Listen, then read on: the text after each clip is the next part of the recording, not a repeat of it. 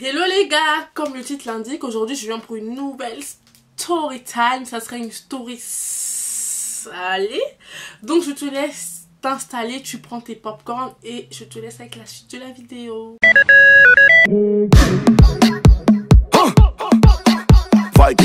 Bien avant de commencer la story, je tiens à vous expliquer un tout petit peu le contexte. Il faut savoir que j'ai grandi en Afrique avec mon père. Ma mère, elle était en France. Du coup, mon père, il travaillait beaucoup. Alors, c'est soit qu'il travaillait ou il était en déplacement. Pour qu'on ne manque de gain, il employait donc des gouvernantes.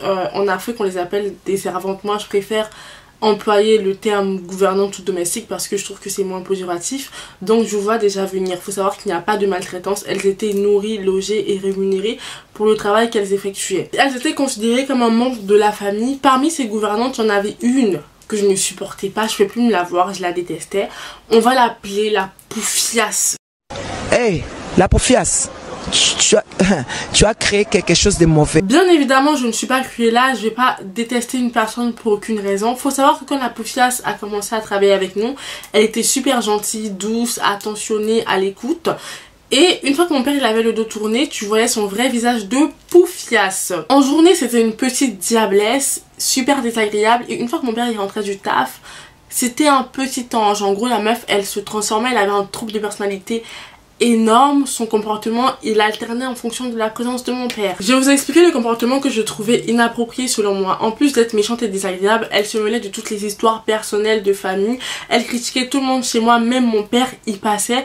Elle se prenait pour la queen de la maison en mode ben Marina passe et tu t'écartes, Marina domine et tu t'inclines. Comme si elle contribuait au loyer de la maison, c'était pas du tout le cas. Mon père lui donnait de l'argent pour qu'elle puisse faire à manger et acheter les courses donc de la maison. Elle en pouvait plus, genre elle expliquait à chaque fois. Nous faire à manger c'était de trop pour elle. En contrepartie, elle était nourrie, logée et bien rémunérée pour au final ne rien foutre puisqu'elle passait sa journée à critiquer. Comme on dit chez nous, c'était une grosse papato sans payer. Elle macrélait toute la journée. Elle avait le diplôme en commérage et par-dessus tout ça, la Poufiasse puait de la gueule. Ah non, non, non. Sa bouche sentait, ma chérie. Ta bouche sent. Sa bouche sentait mauvais. Mais c'est-à-dire que depuis ma tendre enfance, à mon âge actuel, j'ai jamais rencontré quelqu'un qui puait autant de la gueule. Quand elle respirait, tu sentais son odeur de bouche à distance. Et la meuf, en fait, tu pouvais pas t'embrouiller avec elle. Parce que je vous explique. Elle pue de la gueule, elle a juste à te balancer un coup d'haleine et toi t'es KO. Elle avait juste à te balancer un petit coup d'haleine. Et toi, t'es KO. Donc franchement, j'ai évité de m'embrouiller avec elle. Les gens qui puent de la gueule, ne vous embrouillez pas avec eux. C'est une perte de temps. En plus de ça, vous infligez une souffrance à vos narines. Donc non. Et à cette période, faut savoir que j'étais en plein début d'adolescence. L'adolescence chez les filles se manifeste généralement par un changement physique. Alors ton corps il se développe, tes parties donc peuvent évoluer, tes seins, la taille de ton bassin, ta pilosité, tes règles. Et manque de bol, je dirais même que c'est le karma, because karma is bitch. J'ai eu mes fucking règles, elles ont débarqué sans prévenir, comme d'hab en fait, elles préviennent pas ces petites. Elles ont débarqué, elles ont dit coucou, je suis là. Il y avait un petit quiproquo puisque ma mère elle était en France, je ne l'avais pas tout le temps au téléphone. Malheureusement, les moyens de communication n'étaient pas autant développés avant. Du coup, j'allais pas attendre de l'avoir au téléphone pour en parler. D'un autre côté, je me voyais très mal en parler à mon père parce que bah, c'est un homme, j'avais un peu honte. Après, il n'y a pas à avoir honte, mais quand t'es petite, tu comprends pas tout ce qui se passe. Faut savoir que les règles c'est naturel et c'est normal, j'aurais pu lui dire, mais bon, je me voyais très mal aller le voir et lui dire bon papa, j'ai du sang dans la culotte. Du coup j'ai préféré en parler à la Poufiasse parce que bah c'est une femme et elle est mieux placée bah pour en parler, ou au niveau des conseils de l'hygiène intime. Je me suis dit qu'elle aurait pu mieux me conseiller. Et bien évidemment elle a fait savoir à mon père que j'avais eu mes règles, your baby girl est en train de devenir une femme, elle aura besoin de serviettes. Et du coup je me suis dit bon finalement elle n'est pas aussi méchante que ça. Mais c'était mal la connaître, ok. Du coup j'ai continué à faire mes règles jusqu'au jour où j'ai arrêté de les avoir du jour au lendemain. J'ai pas compris, donc je me suis encore tournée vers la Poufiasse. Je lui ai fait savoir que ça allait faire 2 mois que bah je voyais pas mes règles et tout, est-ce que c'était normal, parce que ça m'inquiétait. Elle m'a dit bah t'inquiète pas, c'est rien, c'est des choses qui peuvent arriver dans la vie d'une femme, même moi aujourd'hui ça m'arrive encore de pas faire mes règles, t'as pas à t'inquiéter pour ça. Du coup bah moi je me dis vas-y, c'est rien, c'est un petit souci, j'y prête pas attention. Malgré ces situations qui auraient pu nous rapprocher, faut savoir que la Poufias et moi on ne s'aimait toujours pas, c'était toujours une grosse diablesse qui se prenait pour la baronne et la boss de la house. Elle était toujours méchante et hypocrite, voire vicieuse. Donc voilà, et il faut savoir aussi chez moi qu'il y avait mes cousins et mes cousines qui étaient là pour des poursuites d'études. Ils pouvaient pas se la voir, ils s'embrouillaient assez souvent à cause de son comportement qui était inacceptable. Du coup un jour je me suis dit attends là faut qu'elle parte de chez nous. Donc mon frère et moi on n'en peut plus, on décide d'en parler à mon père avec mes cousins et cousines. Donc du coup on le fait asseoir, on lui explique que la Poufias ne fait pas son travail, ça c'est un. De deux, elle est méchante et vicieuse, faut que tu fasses quelque chose. Donc mon père lui dit ok d'accord, je vais faire une réunion. Lors de cette réunion mon père il prend la parole, il lui fait savoir qu'on s'était plaint au niveau de son travail, de son comportement, il y a plein de choses qui n'allaient pas. Au niveau de la cohabitation, bah on n'arrivait pas à s'entendre, la communication elle était erronée. Du coup mon père il lui a fait tout un speech sur la communication, il lui a fait comprendre que sans la communication ou sans un investissement de sa part, il serait dans l'obligation donc d'écourter son contrat. Du coup à la fin de ce speech mon père lui dit écoute moi je te laisse la parole, si t'as un truc à dire maintenant voilà, t'as le temps de parole.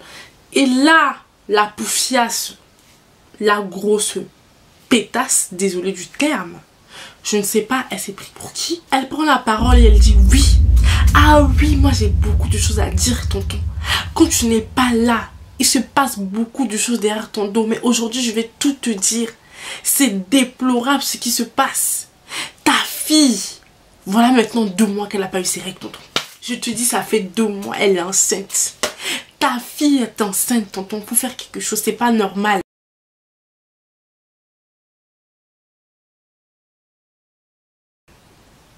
Mais bitch, mais ta mère con.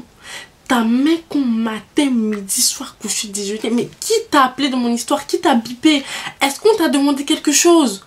On t'a rien demandé, pourquoi tu ouvres ta bouche? Et là mon père il est clairement choqué, il se retourne vers elle et lui dit tu parles de qui là? Maintenant on parle de qui? Et elle lui dit je parle d'elle, Marie. Ta fille c'est elle. Faut lui poser la question, tu vas tout savoir aujourd'hui. Du coup mon père il se retourne vers moi. Je pense qu'il était grave choqué, vraiment grave sonné. Je pense qu'il a dû se dire mais attends, moi je suis un père et j'apprends comme ça devant tout le monde que ma fille, mon bébé est enceinte. Comment je dois réagir? Il se retourne vers moi et me dit est-ce que c'est vrai? Dis-moi, est-ce que c'est vrai ce que je viens d'apprendre? Et moi j'étais là en mode c'est moi le sujet de la conversation là. C'est une blague. J'étais grave déstabilisée par la situation, je ne savais pas quoi dire à mon père parce que certes ça faisait 2 mois que j'avais pas eu mes règles mais j'étais pas enceinte. Comment l'expliquer à mon père avec la Poufias à côté qui lui fait croire que je suis enceinte? Donc j'étais là, je perdais mes mots, je perdais mes moyens, en plus j'étais petite tu vois, donc c'était compliqué. Et pendant que j'essayais de parler à mon père, je lui fais savoir que je suis pas enceinte, la Poufias elle était dans les backgrounds en mode oui. Voilà, aujourd'hui j'ai tout dit, ça va se savoir. C'est pas la salle. Elle est enceinte. Voilà, j'avais dit quoi? C'est la grosse peste, un parasite la meuf. Finalement le plan de la Poufias a marché puisqu'elle a fait un retournement de situation. Les problèmes se sont retournés contre moi. J'ai dû m'expliquer sur des choses que je n'avais pas faites et mon père n'a pas pu la virer. Donc à la fin de la réunion mon père qui était donc dépité, il me regarde et il me dit bon vous savez quoi, moi je suis fatiguée et je vais aller dormir, on parlera de cette situation plus tard. Faut savoir que mon père c'est quelqu'un qui est vif tu vois, tac au tac. Et je me suis dit attends, là s'il ne s'énerve pas ça veut dire que ça a pété. Ça ne va pas commencer à Rutshuru, ni à Manono, ni à Massissi. Ça va commencer ici. Et ça va péter. Péter. Vous allez fuir. Vous attendez? Vous allez fuir. Ça va chauffer. Et je suis dans la grosse merde. Et là, il va agir et ça va faire mal aux fesses en fait. Donc la réunion s'écourte, mon père il va dormir. Bien après tout ce drama, faut savoir que mon père ne m'a pas adressé la parole pendant 1 semaine. J'étais un fantôme chez moi, il m'a ghosté, il a ghosté le sujet, il me parlait plus. Et je me sentais grave gênée, tu vois. Je voulais lui parler de l'histoire mais c'était un peu trop bizarre. Tu sais, j'allais lui dire oh, bon papa vas-y, je sais pas, bref. C'était chelou, donc j'ai préféré rester en retrait. Une semaine après cette réunion, mon père décide enfin de m'adresser la parole. Donc je me rappelle très bien, c'était un dimanche. Il m'appelle, il me demande de venir dans sa chambre. J'ai cru que j'allais me faire pipi dessus. Je me suis dit, oh merde, qu'est-ce qu'il va me dire? Bref, donc du coup je me rends dans sa chambre. Il me fait asseoir dans le fauteuil rouge. Donc le fauteuil rouge, si vous voulez savoir, c'est le fauteuil des problèmes. Quand tu as un problème avec mon père, il te fait asseoir dans ce fauteuil là et vous allez régler vos problèmes. Donc je m'assois dans le fauteuil et là il me regarde et il me dit, bon tu sais quoi, j'ai parlé de la situation avec ta mère, j'aimerais savoir si tu as un ami. Et comme si j'étais passée dans la merde, je fais mine de pas savoir où est-ce qu'ils vont en venir. Du coup je lui dis, bah oui, j'ai des amis, j'ai plein d'amis à l'école, j'ai des amis, enfin tu sais très bien que j'ai des amis. Là ça ne l'a pas du tout amusé, il me regarde dans les yeux, il me dit, écoute-moi bien Anjo. Là quand mon père il m'appelle Anjo, ça veut dire qu'il est vénère et que là, il n'est pas là pour rigoler. Faut parler français en fait. Du coup là, je me suis dit ok. Back up et parle-lui clairement. Donc il reprend et il me dit, là, la situation est très grave. Faut que tu me dises c'est qui ton ami, qui t'a fait ça, on va aller chez lui, on va voir ses parents. Parce que je vais pas accepter ça. Je peux pas accepter. Waouh. Donc là vous imaginez un peu la situation de mon père qui croit que je suis enceinte alors que moi je n'avais jamais vu un zizi de ma life. Qu'est-ce que je dois lui dire? Du coup bon, vu que je vois qu'il est vénère, j'essaie de lui expliquer tant bien que mal que bah je n'ai pas d'amis et que voilà tu vois, donc je ne suis pas enceinte. Mais c'était donc une conversation qui tournait en rond, c'était en boucle parce que la poufiasse lui avait fait croire que j'étais bien enceinte. Il croyait bien évidemment la poufiasse parce que c'était une personne majeure et enfin je pense que dans sa tête il a dû se dire pourquoi elle mentirait à ce sujet.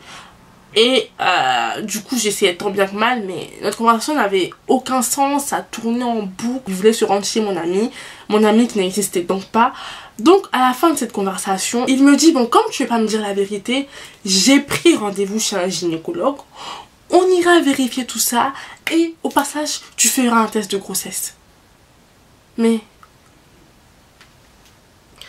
qu'est-ce que j'ai fait pour mériter ça en fait? What? Qu'est-ce que je vais aller faire chez un gynécologue alors que comme je vous ai dit, j'ai jamais vu un zizi de ma life? What the fuck? Bref, durant l'attente du rendez-vous avec le gynécologue, j'étais grave stressée et angoissée à l'idée d'être enceinte. Vous allez me dire, mais pourquoi tu croyais que tu étais enceinte alors que tu n'as jamais eu de rapport sexuel? Mais parce que mon père est grave stressant en fait. Finalement j'avais tellement peur et j'étais tellement stressée que j'ai fini par croire que j'étais enceinte. Je partais sur internet et je faisais des recherches en mode tomber enceinte sans relation sexuelle. Et d'une autre part j'étais grave vénère contre la poufiasse parce que la manière dont elle a balancé la nouvelle n'était pas du tout bienveillante. Je pense qu'elle a voulu faire un big drama entre mon père et moi. Connaissant mon père, elle a dû se dire qu'elle allait me ramener au village vendre des tomates. Entre elle et moi c'était la guerre froide, on s'adressait pas la parole, genre je la regardais comme ça et elle aussi elle me regardait comme ça. Je pouvais plus me la voir ni en nature ni en peinture, je voulais absolument qu'elle parte de chez nous.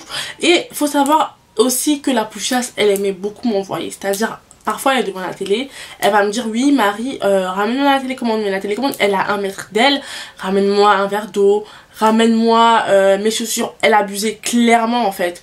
Et moi étant une grosse folle, un jour j'ai pris son verre d'eau et j'ai craché à l'intérieur.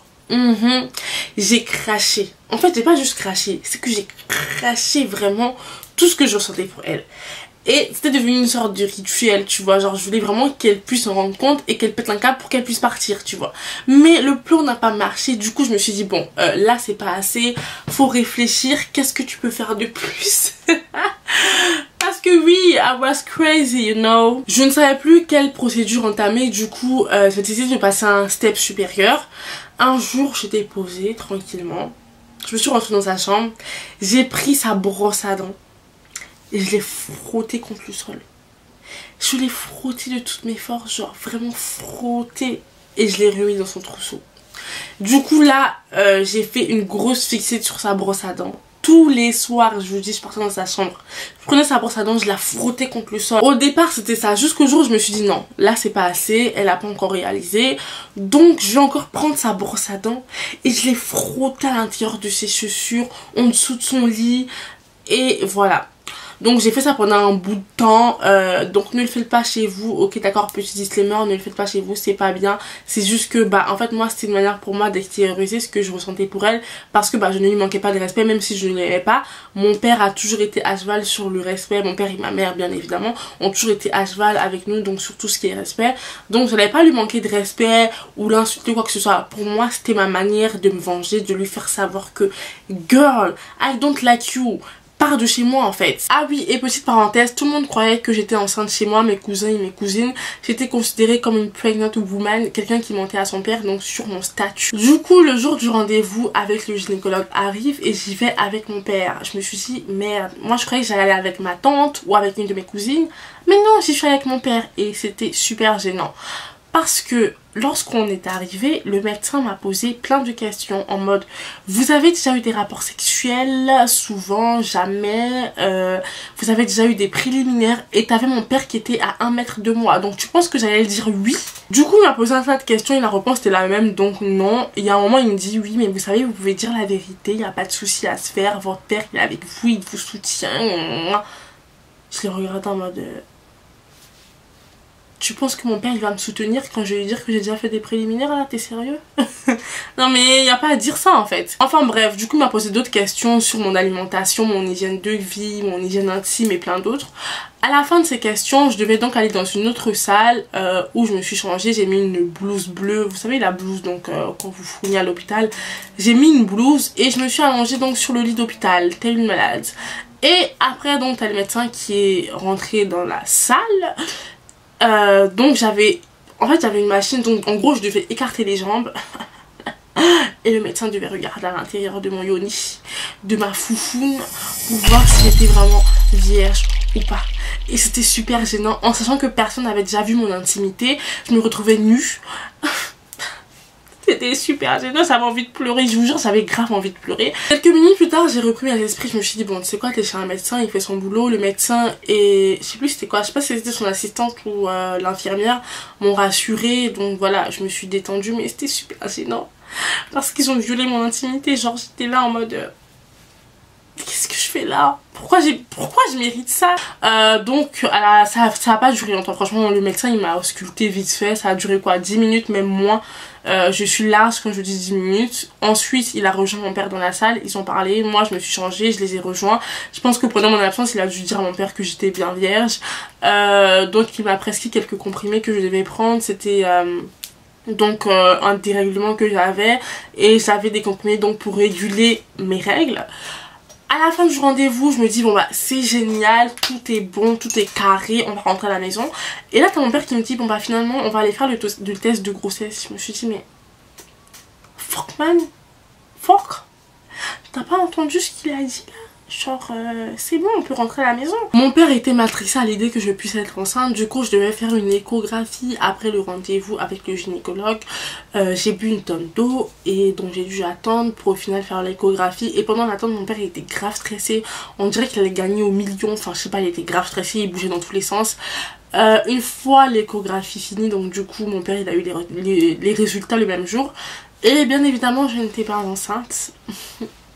Bien évidemment. Et à la fin du rendez-vous en fait mon père il était grave gêné, je pense qu'en fait il voulait s'excuser, mais tu connais les parents en fait, ils ont jamais tort et ils vont jamais s'excuser, donc du coup il s'est pas excusé, mais j'ai compris que vas-y t'as capté, c'est pas grave. Il était grave content aussi parce que je pense qu'il a dû se dire oh, ma fille n'est pas enceinte, ma fille n'a jamais vu de zizi. Donc je suis contente. À la fin de ces épisodes rocambolesques, mon père a enfin ouvert les yeux sur la poufiasse. Il a pu voir donc sa double personnalité et il a viré.